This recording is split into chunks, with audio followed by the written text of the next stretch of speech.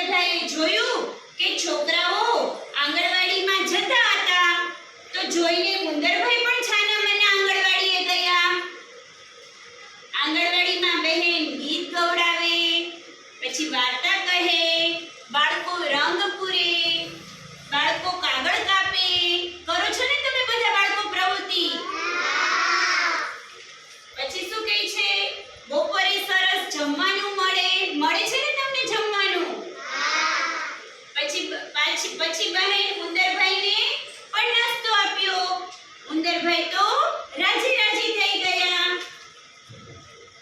પછી બહેને બધાને હાથ ધોવડાવી રમત રમાડી. પછી બીજા દિવસે તો ઉંદરભાઈ જાગ્યા. આંગણવાડીમાં તો ઉંદરભાઈ રમતા રમતમાં